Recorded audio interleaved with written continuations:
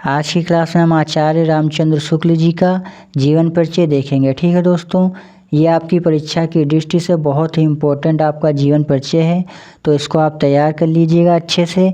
ये आपकी परीक्षा में 5 नंबर का पूछा जाता है। ठीक है दोस्तों, तो जिसको आपको 80 शब्दों में लिखना रहता है। ठीक है, तो 80 शब्दों का मतलब ये है कि आपको बहुत ज़्यादा नहीं लिखना है, ना ही इसको आपको बहुत कम लिखना है। 80 शब्दों में आपको इसको लिखना है। ठीक है, मतलब 5-10 थोड़ा वर्ड इधर उधर हो जाए उससे कोई दिक्कत नहीं, जैसे 80 से 90 हो जाए, लेकिन मतलब बहुत लंबा चौड़ा लिखने की कोई ज़रूरत आपको नहीं है, ना ही आपको इसको बहुत छोटा लिखने की ज़रूरत है। ठीक है, तो इसको आपको परीक्षा में किस तरीके से लिखना है, तो उस तरीके से हमने इसको यहाँ पर बताया है। तो सबसे पहले यहाँ पर आपको क्या करना है, संक्षिप्त परिचय हेडिंग डालनी है और उसमें इनके जीवन परिचय के बारे में थोड़ा सा लिख देना है। ठीक है, जो मेन पॉइंट होता है उसको आपको यहाँ पर उसको लिख देना है संक्षिप्त परिचय में। तो सबसे पहले आप लिखेंगे आचार्य रामचंद्र शुक्ल जी का जन्म 1884 ईस्वी में हुआ। इनका जन्म स्थान है बस्ती जिले का अगोना नामक ग्राम, जो कि उत्तर प्रदेश में है। और इनके पिता का नाम है चंद्रबली शुक्ल और इनकी भाषा है खड़ी बोली, शिक्षा है FA इंटरमीडिएट। और आचार्य शुक्ल जी की रचनाएं हैं चिंतामणि, रसमीमांसा आदि। और इनकी मृत्यु हुई थी 1941 ईस्वी में। तो संक्षिप्त परिचय में इतना आपको लिख देना है, बहुत ज़्यादा लिखने की कोई ज़रूरत नहीं है। और उसके बाद आपको हेडिंग डालनी है जीवन परिचय। और जीवन परिचय में आप लिखेंगे, एकदम सिंपल सा जीवन परिचय है आपका दोस्तों, बहुत ज़्यादा घुमा फिरा के आपको नहीं लिखना है। ठीक है, एकदम सिंपल सा है, यहाँ से आपको 5 नंबर मिलते हैं।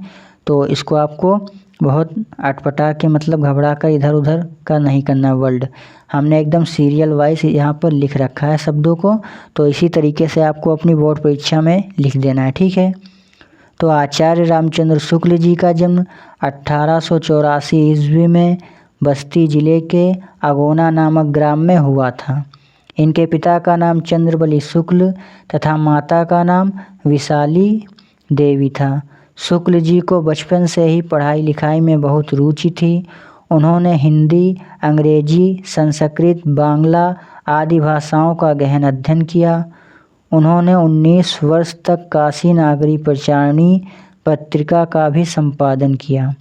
शुक्ल जी ने लेखन का शुभारंभ कविता से किया था। नाटक की ओर भी इनकी रुचि रही, पर इनकी प्रखर बुद्धि इनको लेखन एवं आलोचना की ओर ले गई। निबंध लेखन एवं आलोचना के क्षेत्र में इनका सर्वोपरि स्थान आज भी बना हुआ है।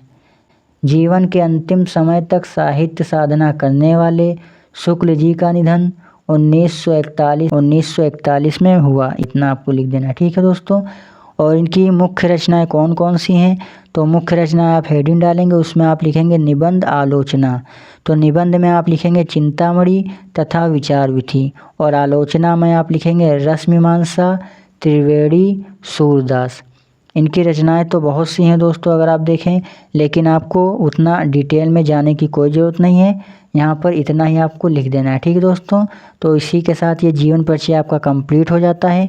अगर आप इतना अच्छे से लिख देते हैं सीरियल वाइज, तो आपके 5 नंबर कहीं नहीं जाने वाले। ठीक है दोस्तों, आपके 5 नंबर आपकी जेब में जाने वाले हैं। ठीक है दोस्तों, 80 शब्दों में आपसे कहता है, तो अगर आप इतना लिख देते हैं तो ये आपका पूरा राइट हो जाता है जीवन परिचय। ठीक है, अगली क्लास में हम अगले जीवन परिचय को देखेंगे, तो हम फिर मिलेंगे, तब तक के लिए बाय बाय दोस्तों।